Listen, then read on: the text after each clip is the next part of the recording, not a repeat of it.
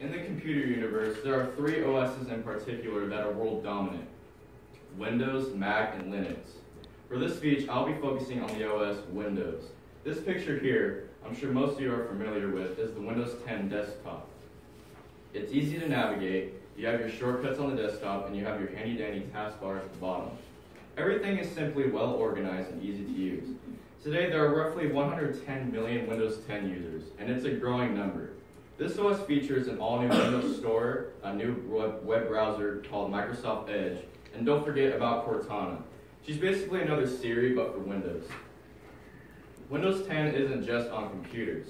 It also has its own phone and tablet. This OS also has its father, its grandfather, its great-grandfather, and so on. Let's go back in time, way back. What you are looking at right now is not a boot menu or someone hacking into your system. This right here is the alpha dog of the whole Windows family tree, Microsoft Windows 1.0. Let's take a look. All of your stuff is here. Clock, Reversi, Write, which is another name for Word, etc. Windows 1.0 was released in 1985, and back then it wasn't an operating system. It was actually an application for Microsoft's OS MS-DOS, which stands for Microsoft Disk Operating System. The early generations of Windows ran off of MS-DOS. It wasn't its own OS at the time. Okay, let's jump to 1988. Windows 2.0. We can now finally overlap different application windows. You can put your clock in the corner and solitaire in the middle. Now on to 1990. Windows 3.0. It was a whole new look for the Windows family. It was still a baby bird in its nest though, MS-DOS. Windows 3.0 had many other updated versions, but that will be in half an hour speech. We shall now jump to the year 1995, Windows 95. It has finally left the bird's nest. It has now officially become its own OS at this point. We are now greeted with a familiar looking display, the all-new desktop and taskbar. We are also introduced to the first version of the famous web browser, Internet Explorer. This Windows was a special one. Also, for the commercial Windows 95, Microsoft paid the Rolling Stones between $8 and $14 million to use their song Start Me Up. It was used to relate to the all-new Start button at the left side of the taskbar, which is also the very first Start button in the Windows family. What a great OS that was.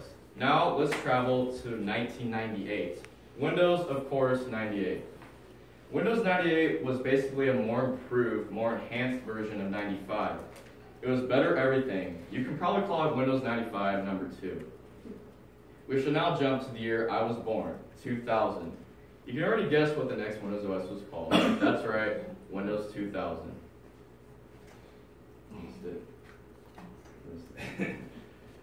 Alright, where's that?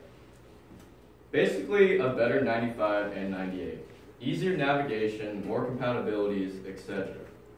Now, we're not going to maneuver to a different year this time because there were two new Windows OSs in this same year. The other Windows operating system in this year, in the year 2000, was called Windows Me. Me, you, people, Santa Claus. That one clown that chased you down the street that one Halloween. I'm kidding. It does address to you, though, but Me actually stood for Millennium Edition. Again, a more improved version of 95, 98, and 2000. This Windows was also geared towards home users.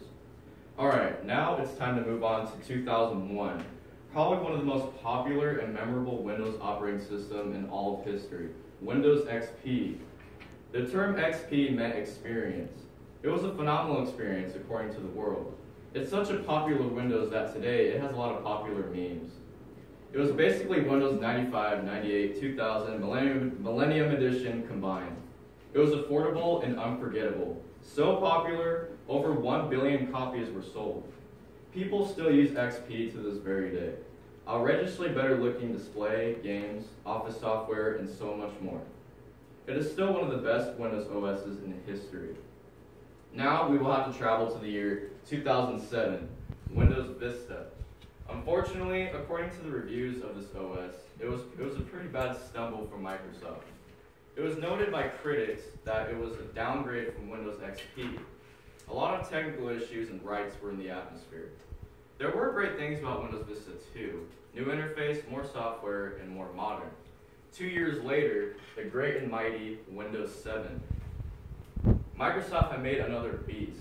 XP and 7 were the two monsters of the Windows family.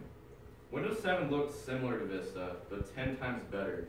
Microsoft will stop supporting this OS in 2020.